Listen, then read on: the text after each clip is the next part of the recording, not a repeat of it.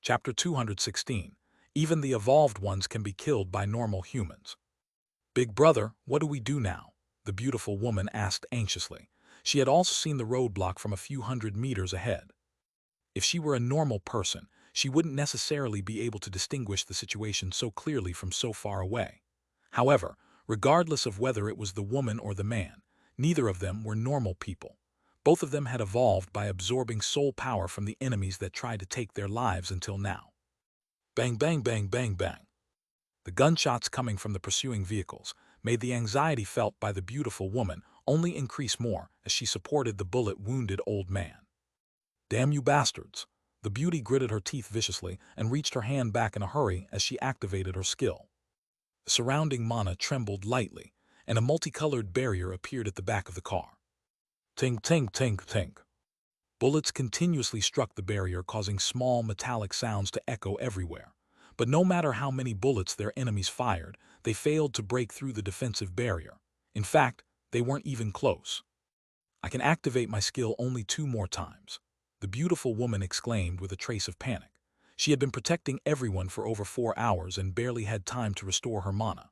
If it wasn't for the fact that her First Order Energy Barrier Level 2 skill consumed mana according to the time activated and not for the activation itself, she would have long since run out of fuel. "We have no choice but to gamble this time." The man in his early 40s gritted his teeth and decided to bet it all on a single roll of the dice. It wasn't like they had much choice anyway. Seeing that the cars in front did not obey his words, Xiao Ming's expression turned cold. Just as the vehicles entered the 100-meter range, he was about to give the order to open full fire when the pickup being pursued slammed on the brakes noisily, stopping just under 40 meters ahead. The 2 pursuing drivers made a quick maneuver, stopping one vehicle in the back and the other in the rear of the pickup, thus closing off any possibility of retreat. 8 men got out of the vehicles with pistols and some Type 81 rifles. They quickly surrounded the pickup, pointing with fierce expressions, apparently completely ignoring the armed roadblock a short distance away. "Let me see where you run now, Nangong Lingxin, Nangong Yi." A young adult man of about 27 years old, dressed in police uniform, stepped forward with a smirk on his face and lewdness glittering in his eyes. "Big brother." Nangong Lingxin's face lost all color as she saw that they were surrounded. She knew that if they were caught by these people, their destinies would be miserable, especially her own. She would definitely live a life worse than death. Nangong Yi took a deep breath and said softly, "Lingxin, take care of father. Also, keep your barrier active around the vehicle as long as you can or until I say the opposite." Without waiting for a response from his younger sister, he got out of the pickup with a resolve and faced the militants seemingly without fear. Nangong Yi, what a disappointment." The young man who had spoken earlier shook his head and sighed as if he was really disappointed in something. "Disappointment? HMPH, don't make me laugh, Kang Hong, you fucking gross pervert." Nangong Yi snorted in annoyance. His eyes flashed and without hesitation he activated his First Order Barbarian Strength skill, causing his strength and the toughness of his skin to increase by several folds. "I'd rather die than let you touch a hair on my little sister's head, but I can assure you that before that, I will bring you with me to hell." "Oh," the young man named Kang Hong narrowed his eyes dangerously. He wasn't the least bit worried about Nangong Yi's skill. At that moment, a cold voice sounded from the distance. Hearing this voice, Nangong Yi's eyes flashed strangely and he simply stood there silently. He didn't have a gun with him at the moment in any case. "All of you put down your guns, now. Anyone who still has their guns in their hands after 5 seconds will be shot dead." It was only after hearing those words that the group of 8 armed men led by Kang Hong turned their attention to the gunmen in the distance. But the most surprising thing was that, while they had a hint of caution in their gaze, there was no fear in their eyes, and there was even a hint of disdain as they looked at the armed men. "What do we do, boss?" a man also dressed as a policeman like the rest asked. All the men looked at Kang Hong, waiting for a response, as Xiao Ming counted from a distance. 1, 2, 3. Kang Hong looked at the extremely beautiful Nangong Lingxin, and a cruel glint flashed in his eyes as he remembered how useless humans were. In front of them, evolved people with skills, they were all nothing and useless beings. 4. Xiao Ming held a military radio to his mouth, ready to give his order. "Kill them all." Kang Hong ordered and immediately activated his First Order Inferior Speed Improvement Level 1 skill, transforming into a gust of wind that charged forward at the same time as he began firing bursts of gunfire. The other gunmen immediately activated different skills and began firing instantly. Some of them transformed into werewolves, others became faster, others simply gained a boost of strength and used that to gain explosive speed, others seemingly unchanged. All kinds of skills. Xiao Ming's face changed as he saw the other side begin their attack and immediately sought cover as he angrily shouted, "Fire at will, hold nothing back." Bang, bang, bang, bang, bang. Immediately chaos broke out. A beginning village soldier poked his head out from behind a sandbag, preparing to fire when a bullet penetrated the center of his forehead. A look of disbelief shone in his eyes before he fell lifeless. Another beginning village soldier, furiously firing a semi-automatic rifle, was also surprised when a ground stake came out of nowhere, piercing him in the chest and leaving through his back. He too was killed on the spot. In just a matter of seconds, the beginning village had lost more than 4 men. However, the other side was not unharmed either. A man in his 30s had a strange metallic sheen on his skin, defying the incoming bullets as he fired his own rifle. Every time the bullets hit him, they were repelled with a distinctive metallic sound. Normal humans are really trash, the militant thought with mockery. Just then, the 2 Type 53 heavy machine guns on both sides of the road opened fire furiously. Like 2 monsters released from their restraints, dozens of .50 caliber bullets flew in the blink of an eye, and several of them hit the iron-skinned man. Bang, bang, bang, bang. The man's footsteps were stopped in their tracks as his body was turned into a sieve. As he was sent flying a meter or two due to the power of the bullets, his incredulous eyes reflected his surprise before the death. A man whose age could not be identified, because his entire body was covered with bestial fur, ran like a whirlwind across the battlefield. Due to his high agility, it was difficult for the enemy soldiers to hit him, and even when some smaller caliber bullets hit his body, they simply rebounded on contact with his powerful skin. Swoosh! The werewolf appeared before a soldier, and with a wave of his hand, a soldier's head was sent flying through the air. Hot blood splattered his face, giving him a ferocious appearance. Just as he was about to retreat, he saw an object fly towards him and tumble a foot away. Fuck! Boom! The grenade exploded before the werewolf could finish uttering a word, and his body was blown apart. Hundreds of pieces of flesh flew everywhere while an arm flew through the air. A man from Kang Hong's party summoned a giant bear. While using it as cover, he took the opportunity to fire his gun every chance he got. The bear was shot head-on, and although its body was riddled with wounds, it didn't look like it was going to fall anytime soon. Just as the summoner poked his head out to shoot again, a loud bang sounded from a distance, and his head exploded in a bloody mess with pieces of skull flying everywhere. 300 meters away from the scene, on top of a 5-story building, a soldier with a sniper rifle peered through the rifle scope as the corpse collapsed, and the summoned bear disappeared before he moved on to the next target. Bang, bang, bang, bang, bang. The whole place was a hell where a single misstep could cost anyone their life.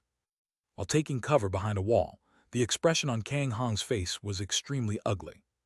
Damn it, what the hell is this? He cursed as he clutched at his bleeding arm. He was fast, but no faster than bullets.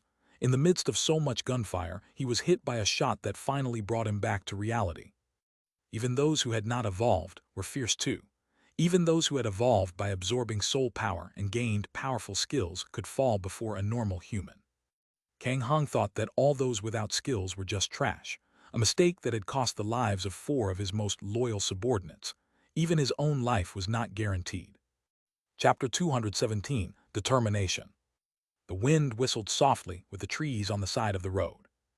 Houses lined the sides of the road, one practically next to the other. Although some were in perfect condition, several of them had their windows destroyed.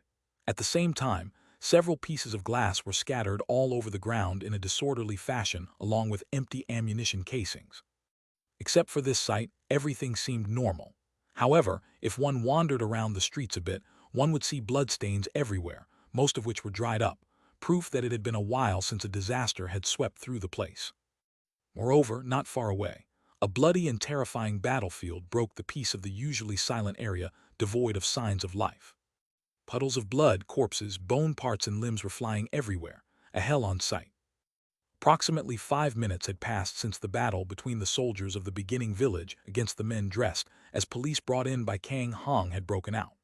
During these 5 minutes, a total of 10 soldiers from the village fell lifeless. Some of the men received a fatal gunshot wound, while others were killed with earth spikes, claws, sharp objects, and so on.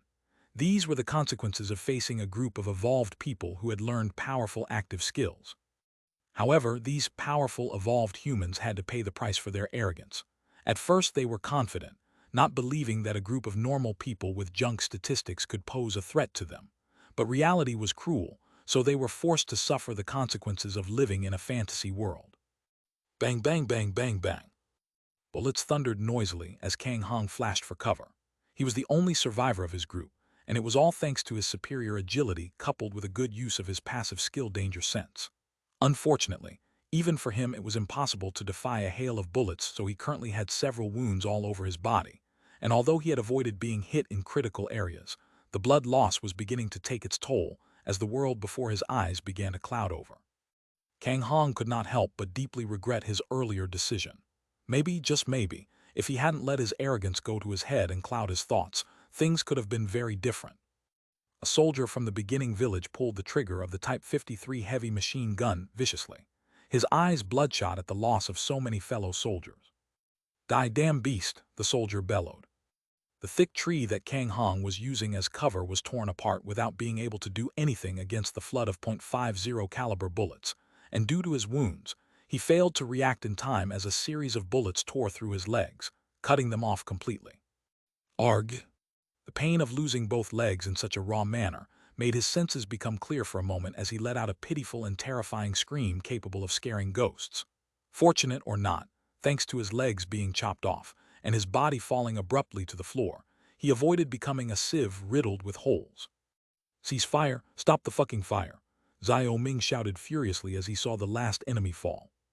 Gradually, the surviving soldiers numbering just over 10 stopped firing.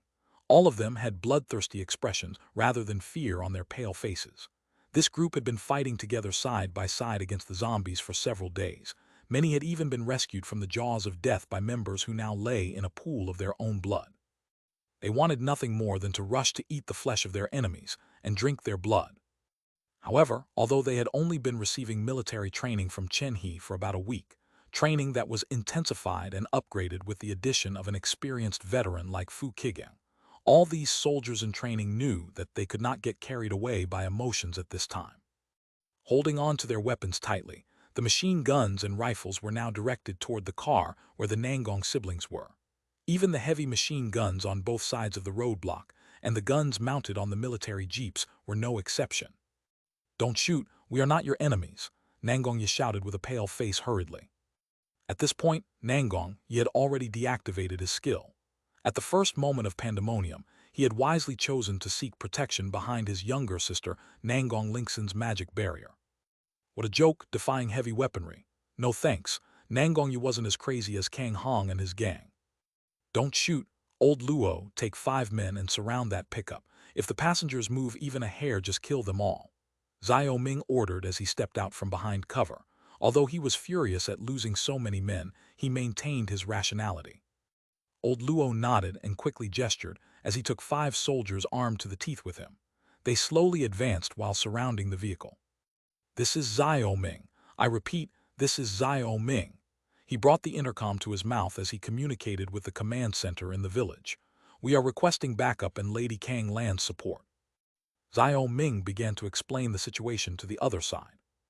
Inside the vehicle, Nangong Lingxin's beautiful face was pale as if she had seen an entity in broad daylight. All traces of blood had disappeared from her face, and her lips were constantly trembling as if she was suffering a disease of some sort. "Big brother, I ran out of mana." Nangong Lingxin's outstretched hand fell at the same time as the energy barrier that had been able to deflect even errant bullets from the Type 53 heavy machine guns vanished in midair. Nangong Yi's face turned pale, but he still maintained his composure. "Everyone, get out of the vehicle with your hands behind your heads," Old Man Luo ordered in a deep voice as he narrowed his eyes, his hand on his waist ready to throw his grenade that had not yet been used during the previous battle. Nangong Yi slowly opened the door of the vehicle and got out for the second time, very carefully to avoid being massacred by gunfire. "Don't shoot. My younger sister is in the vehicle and my father is bullet wounded. We are not part of the group you fought against a moment ago," he hastily explained even before the other side said anything. While he might not be afraid of normal bullets with his barbarian strength skill active, high-caliber bullets could tear him apart in a matter of seconds, and a single grenade was all it took to send him straight to hell with no chance of coming back. "Back away from the vehicle slowly and get down on your knees. Don't put your hands down." Nangong Yi hesitated for a moment, but knowing he had no choice opted to obey. Soon, a soldier approached the vehicle and confirmed, "Old Luo, a woman of about 25 years old with a sickly appearance, and a man of about 65 with a bullet wound." Old Luo relaxed a little upon hearing this. With his younger sister weak and his father wounded, it was unlikely that the man before him would dare to play funny tricks. As the wounded soldiers groaned in pain and their comrades supported them using some bandages and applied simple medical treatment, many mourned for the dead, but at the same time rejoiced that those who were wounded were not in danger of dying. Arm or leg wounds at most, but thanks to being well covered, they had escaped being hit in the upper body and critical areas. Nangongyi observed the surroundings carefully with lingering fear. Previously, he was arrogant and believed that he was God's chosen one. However, the battle that unfolded before his eyes earlier made him realize that such arrogance would one day lead him to his deathbed if he did not change his way of thinking. Suddenly, he noticed a strange movement behind the fallen tree, and his eyes widened in disbelief as he exclaimed in shock, "That bastard is still alive." The men guarding him unconsciously brought their fingers to the trigger, ready to open fire. Fortunately, they were stopped before or Nangongyi might have been killed by his carelessness. Realizing this, he quickly closed his mouth with a pale face. Xiao Ming approached the fallen tree slowly, and sure enough, although the man had lost his legs and was badly damaged, he was still alive. Still, it was obvious from his injuries that if he did not receive magical treatment, even if the best doctor in the world arrived with the necessary tools, he would definitely not be able to avoid the Grim Reaper's embrace. Kang Hong stopped his movements as he felt footsteps and unconsciously wanted to find his gun, only to realize that when he lost his legs, his grip had loosened, and the gun had gone flying more than 4 meters away. In the past, he would be able to cover 4 meters in the blink of an eye, but now, those 4 meters were like an insurmountable abyss. Xiao Ming had a deathly cold expression and slowly raised his rifle. "Team Captain." "Xiao Ming, wait, you're crazy." The soldiers tried to stop him as they understood his intentions. They were all equally furious and wanted their enemies dead, but they knew that the leaders might not like the idea of killing a person from whom they could get valuable information. "Stop. If I stop, this little bitch will consume some of Lady Kang Lan's mana, and the already limited amount of healing will be even less." Xiao Ming's cold voice was the only thing heard amidst the bloody battlefield. The soldiers closed their mouths, and a hesitant expression appeared on everyone's face. They knew that Kang Lan could only heal 2 people a day. It would be a lie to say that they didn't want one or even both of those valuable healings to be wasted on an enemy, and their hearts would definitely feel uncomfortable if something like that happened. On one hand, they knew that the right thing to do was to get information, so that the enemies would pay the price they had already paid 100 times more. However, on the other hand, they did not want their enemies to take priority over them, even if they knew it was for the overall benefit in the long run. Under such complicated feelings, Xiao Ming's cold voice rang out again. "I will take full responsibility. You guys don't need to worry." No one said anything again. However, they had secretly decided to bear the consequences together with their team leader. Just as Xiao Ming was about to pull the trigger, an idea flashed in his mind, and his movement stalled as a cold smile appeared on his face. Seeing the expression on the face of the man in front of him, Kang Hong forgot the pain that was constantly lashing his body. Fear flashed in his eyes, and just as he wanted to say something, he saw his enemy pull out a tactical dagger from his waist. "Since you're going to die anyway, I might as well evolve and steal everything you've obtained so far, you little bitch." "Why?" Xiao Ming didn't wait for hell and directly plunged the dagger into Kang Hong's chest. Not satisfied, he raised the dagger and this time directly pierced his enemy's forehead. A spurt of hot blood spurted out from the heart and hit him in the chest, while another spurt of blood hit his face. But Xiao Ming did not seem bothered by this, as he instead focused on the messages that flashed in his retina. "You have absorbed the soul power of Kang Hong level 18. You have gained agility +7, strength +5, stamina +2. You have reached level 1. You have received 2 status points to distribute freely. You have reached level 2. You have reached level. You have reached. You have reached level 5. You have received 2 status points to distribute freely. Backslash backslash backslash backslash backslash backslash backslash. Thanks a lot to all those who used their golden tickets to vote for BW. Chapter 218, Nangong Siblings Story. Hugh. Xiao Ming couldn't help but let out a satisfied breath as the feeling of becoming more powerful completely overwhelmed him. It was a feeling hard to describe. It somehow felt like returning to his mother's embrace when he was still just a baby, filled with trust, affection, care, kind preoccupation, and so much more. For high-level people, the amount of extra statistics that Xiao Ming gained might not be anything worth mentioning. But for him, who was just a normal level 0 human, those stats immediately made him 2 to 3 times more powerful than in the past. Not to mention the 10 status points he had received after reaching level 5. Even so, Xiao Ming did not get carried away or swept away by the feeling of power. The dead person before him was the greatest proof that complacency would only open the gates of death for him sooner than fate had planned. Oh, Xiao Ming bent down and picked up a skill scroll, but after hesitating for a bit, he didn't dare to learn it and simply kept it carefully in his military hunter. Everyone was aware of the existence of the skill scrolls. After all, having been on so many zombie hunts, the armed soldiers had witnessed with their own eyes when the elite melee group occasionally received skills. However, the group had an extremely strict rule. If a skill scroll, treasure orb, or any item related to the soul record was obtained, it had to be handed directly to the leaders or someone with real power in the beginning village. If anyone dared to break this rule and was discovered, the punishment could range from exile or even death. Xiao Ming did not want to lose what he had gotten so far after receiving Bai Zemin's grace and favor as well as his own efforts. A simple skill was not worth it from his point of view. Apart from the skill scroll, Xiao Ming also obtained a normal grade red treasure orb. He simply put both items away and calmly returned to his position. Approximately 5 minutes later, about 10 modified vehicles roared from the south. 3 military jeeps, 3 ambulances, and approximately 4 SUVs with several armed men. A moment later, under the respectful and heated gaze of the soldiers, a Kang Lan dressed in a female military uniform which clung tightly to her body stepped down from the front military vehicle. Although Kang Lan was not a first-rate beauty, she was pretty in her own right. Especially her skin, it seemed to become more shiny and silky smooth every time she leveled up. Immediately after, an even prettier Kai Jingyi descended from the passenger seat. She was still wearing her female police uniform, which hugged her tiny but lovely body as if it was unwilling to part too much from her skin. Kang Lan's face turned a little ugly at the sight of the situation. As for Kai Jingyi, she frowned slightly for a second before her expression returned to normal. Lady Kang Lan, Lady Kai Jingyi. Xiao Ming approached a little embarrassed.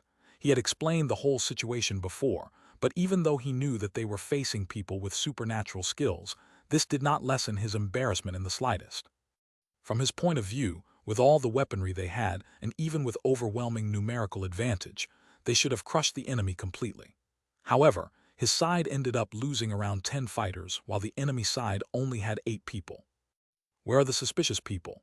Kai Jingyi asked calmly as she noticed that Kang Lan didn't feel much like talking. Yes, it's this way. Xiao Ming took a deep breath and led both women towards the house where the Nangong family was. On the other hand, about 5 people with some medical experience began to give better medical treatment to the wounded people, while the armed men reinforced the perimeter security. Nangong Yi knew that Xiao Ming was the person with the highest position in this place. Therefore, when he saw how respectful he acted to the 2 women, he was surprised and knew that these 2 girls who looked extremely young were the real deal.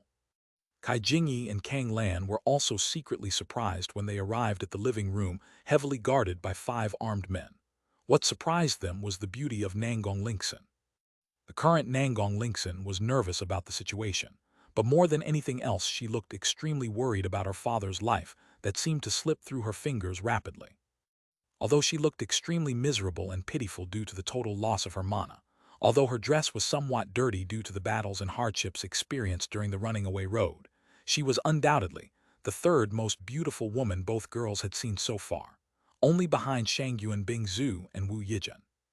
At the sight of the wounded old man, Kang Lan's kind heart was moved. She stretched out her hand preparing to activate her skill when a voice stopped her. Kang Lan, wait a moment. Kai Jingyi interrupted her friend with a faint smile. Kang Lan looked at her doubtfully. Although she still had yet to heal Bai Zemin on a daily basis, she knew that such a bullet wound only needed one of her 2 uses of lesser healing to close it. While the old man would not fully recover, he would undoubtedly escape the certain death to which he was quickly heading. Still, she stopped her movements. Kai Jingyi looked at Nangong Yi with a slight smile on her immutable face and introduced herself. Hello, how are you? My name is Kai Jingyi and this is Kang Lan.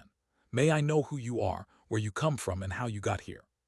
She seemed to ignore the injured old man completely. Nangongyi was worried about his father, but he knew he had to answer if he was to have any hope of him and his family surviving. Soon, he began to narrate the events. It turned out that 2 days' drive from this position to the north, a large group of survivors had been gathered under the care of several police teams and other powerful people. But what surprised Kang Lan and Kai Jingyi most was the number of survivors. The other party actually had 3,000 people. One had to know that even they had barely broken the 2,000 barrier recently, and with great difficulty making use of satellite radio. When the apocalypse broke out, the police station of Tinyuan Town and the police station of the nearby Linky Town moved rather quickly. Making use of firearms, both police stations, consisting of a total of 200 men in all, quickly defeated the zombies and began to build a safe perimeter as they gradually expanded. Nangongyi narrated slowly. The problem was that 3 days ago, the two heads in charge of the different police stations had an altercation in which the son of one of the heads attempted to rape the daughter of the other while he was drunk. It was then that the barely visible line of order was almost completely broken. Both sides split on bad terms, and power struggles often break out where both try to take over each other's forces. "This is where our family came in," Nangongyi sighed. A glint of sadness and remorse flashed in his eyes as he said, "Our family consisted of 4 people in the beginning, namely my mother, my father, my younger sister, and myself. Unfortunately, while we were fleeing, my mother was scratched by a zombie, and not long after that she mutated." Kang Lan and Kai Jingyi listened in silence. After I ended the life of that beast that looked like my mother but wasn't really her anymore. I got my active skill, and thanks to that the ride became incredibly smoother. Shortly after, while I was out looking for food, a zombie sneaked into the shelter we were in, and my sister, to protect our weak father, had no choice but to fight. Fortunately and thankfully, she defeated the zombie and gained her own active skill, lightening my load tremendously. After 4 days of aimless wandering in which both siblings fought to exhaustion every day, we finally came across the camp set up by these 2 police powers, and because my sister and I had been fighting nonstop and had reached level 15 and 16 respectively, we were welcomed with open arms by Kang Rong, the head of Tianyuan Town Police Station and Kang Hong's father. When Xiao Ming heard the word Kang, a strange expression appeared on his face involuntarily, and a wild theory flashed in his mind. Wasn't that the surname of the little bitch I killed? He thought silently, remembering when Nangongyi angrily shouted Kang Hong's name when they were surrounded. Nangongyi continued with his story.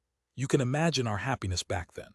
After going through so many hardships and sorrows, our family could finally rest in comfortable beds without having to worry about being eaten during the night. Everything was great. My younger sister Linkson and I had to fulfill certain tasks occasionally, such as going out in search of supplies and survivors along with the scouting teams, providing support, and other simple things for evolved people. Although the camp was somewhat messy, my priority was my family. The problem started when Kang Rong's only son, Kang Hong, with his perverted nature, tried to woo my sister. That little rat acted courteous at first, but where could he, with his filthy, disgusting face and fake smile, possibly capture the heart of a beauty such as Linkson? My sister kicked him out several times, and on one of those occasions, that brat got furiously drunk. A cold smile appeared on Nangongya's face. That idiot thought he was the god of the heavens or something. The jerk tried to force himself on the other camp leader's daughter, and if it wasn't for the alcohol already eating his brain, he could have had his way with her given his evolutionary strength. When the girl luckily managed to slip away, she naturally reported everything to her father, and that's when all hell broke loose. Kai Jingyi didn't need Nangongyi to continue. She alone could imagine the rest of the events. Then, frustrated, this guy named Kang Hong, who realized that even the other police chief couldn't do anything to him under his father's protection, decided to use the force on your sister. Am I wrong? She concluded. Her face still had the same faint smile from when she entered the room, so it was hard to tell what she was thinking. That's right, Nangongyi nodded with a hateful expression. My sister specializes in defense and not offense. It was only because of that she managed to withstand that damn beast's attacks until I arrived, or else it would be hard to tell what would have happened. Kai Jingyi and Kang Lan looked at Nangong Linkson and saw that even though the woman was caring for her injured father, a glint of disgust and hatred flashed in her beautiful hazel eyes. Such deep emotion was impossible to simulate unless one was a Hollywood actor with several years of career and fame. So both girls concluded that even if Nangongyi was not telling the whole truth, most of it was probably true.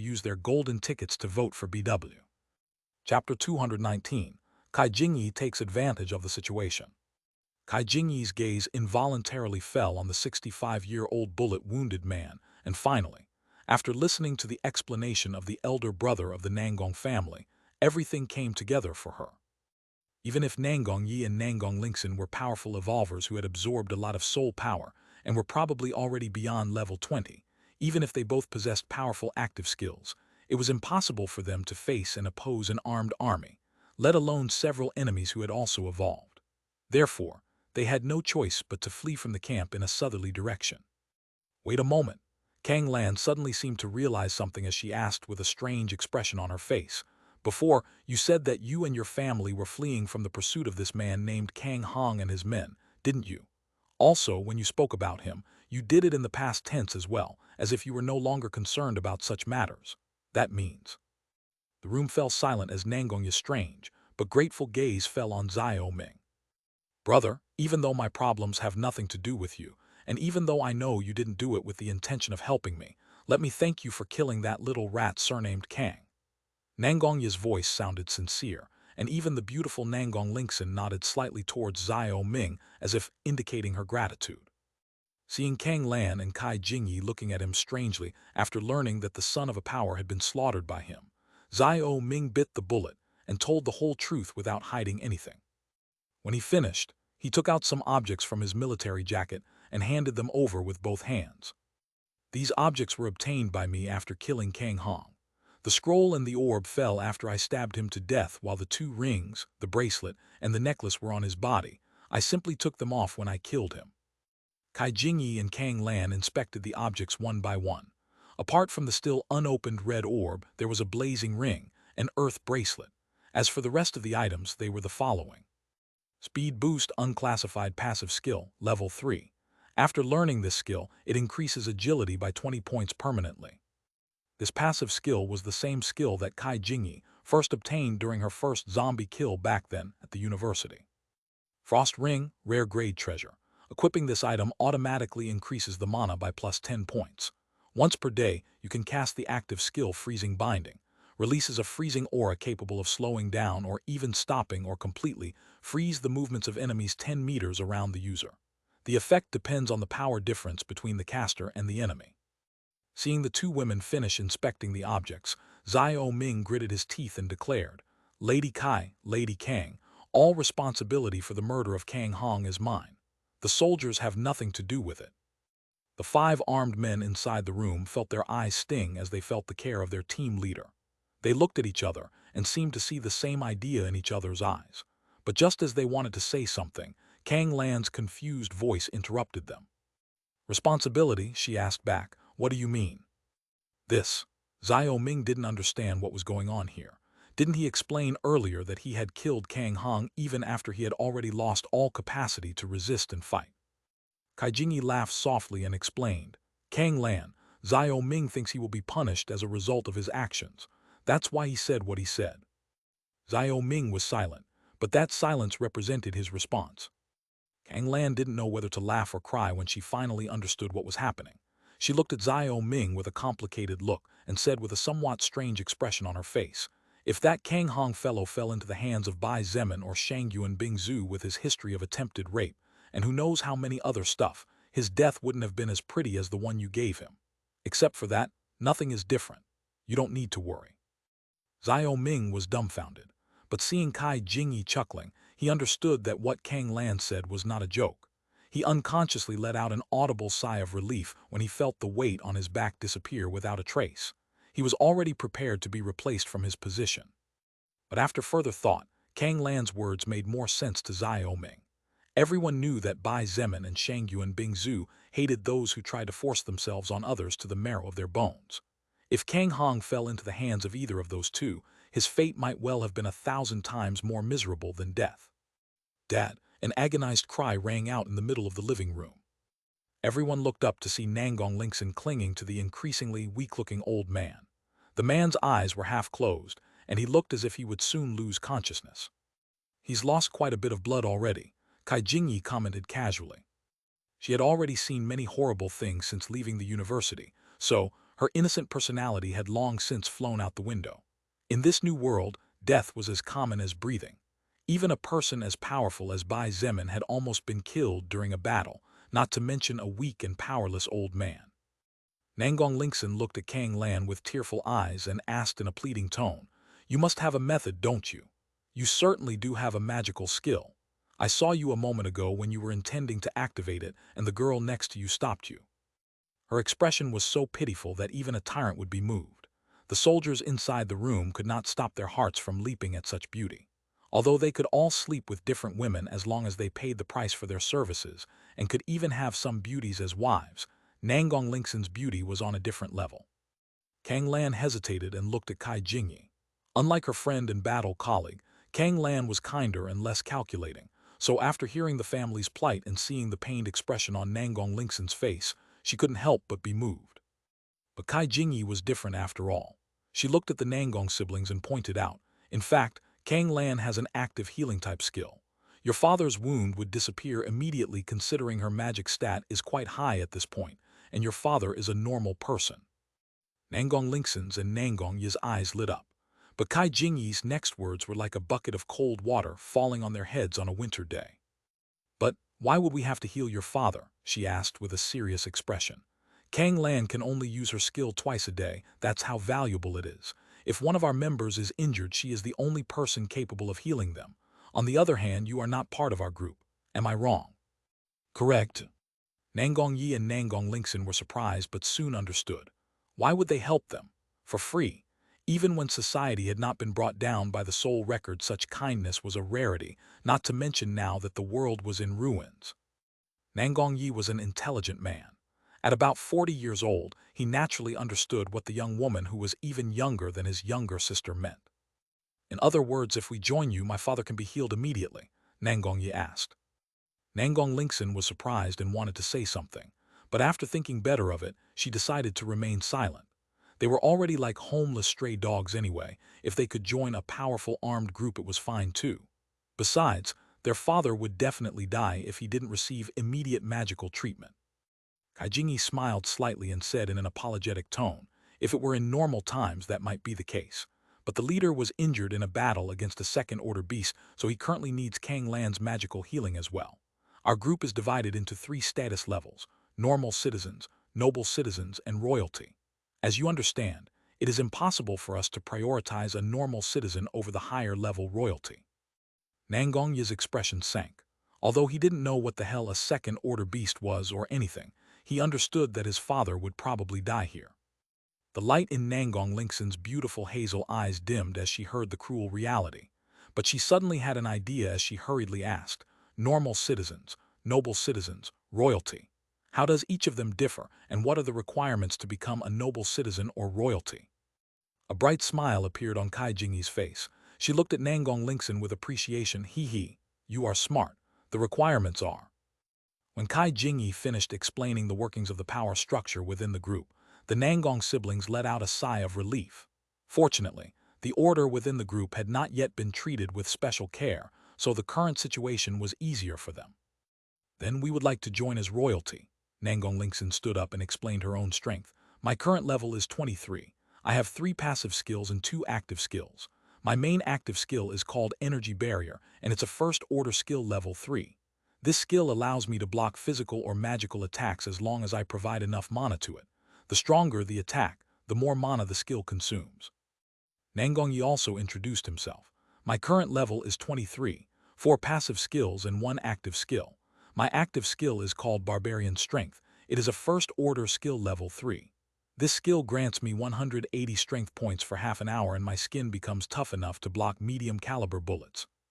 Kai Jingyi's and Kang Lan's eyes flashed with a hint of surprise. Neither of them expected the Nangong siblings to be so powerful. One had to know that even Kai Jingyi herself had only reached level 25 recently after absorbing a minor portion of the soul power of a second-order beast.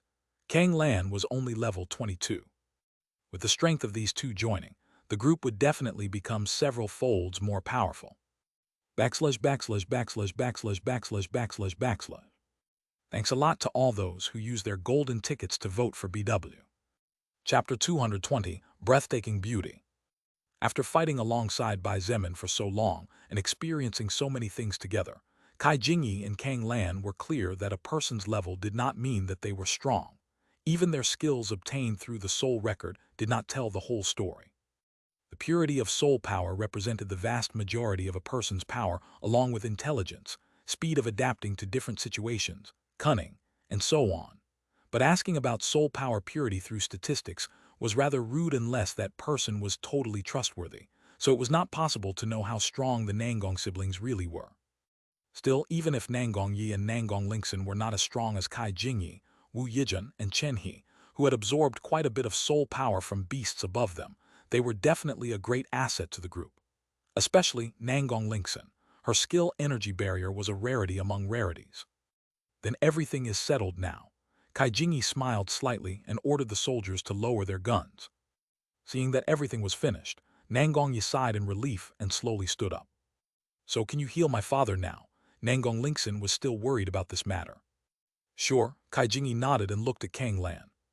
Just once. Kang Lan extended her hand forward as she pointed at the injured elder and said in a serious voice, I still need to heal the leader at least once after this. With your current magic, one healing should be more than enough, Kai Jingyi chuckled. Kang Lan's extended hand glimmered with a faint white radiance, and under the watchful eyes of Nangong Yi and Nangong Lingxin, an orb of pure white light shot out towards the elder. Before the two could react, the white orb had already struck the abdomen where the wound was and disappeared as if it had never existed in the first place. A small grunt escaped from the old man's mouth, followed immediately by a small sigh of satisfaction. Without even saying a single word, his eyes rolled back in his head, and he fainted straight away. Nangong Lingxin reacted quickly and caught him while looking at Kang Lan suspiciously. My magic skill restores wounds, it doesn't recover lost blood, Kang Lan explained calmly. Your father needs to rest to slowly recover, but you don't need to worry, his life is out of risk. What a joke! Kang Lan's lesser healing skill was even capable of restoring bones turned to dust. How could it not be able to seal a bullet wound and heal injured organs? Nangong Yi and her younger sister looked at each other and finally relaxed a little when they heard Kang Lan's explanation.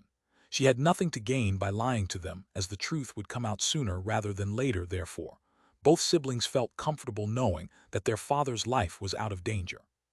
Besides, the fact that their father was under so much pressure for so many days at his age despite being just a normal human had finally taken its toll on him, so he collapsed immediately when he knew that all things had been settled. Kai Jingyi clapped her hands softly and said with a serious expression, Now, I think we'd better report this to Shangyuan Bingzu. Kang Lan nodded. The matter of a large camp with over 3,000 survivors north of our position is a serious matter. Because we have only been spreading out in the southern direction of Rulin City, we don't care about the other areas. But if we can receive all these people, the amount of manpower will increase, and the speed at which we can spread out to look for our families will increase greatly. In the meantime, you two can go take a shower if you wish. I will have someone prepare a change of clothes for you, Kai Jingyi offered upon seeing the poor condition the two siblings were in. Nangong Lingxin's eyes immediately sparkled at the mention of a shower. She really couldn't take any more. Her clothes were dirty, her body was sweating from the constant battles, and she barely had time to rest.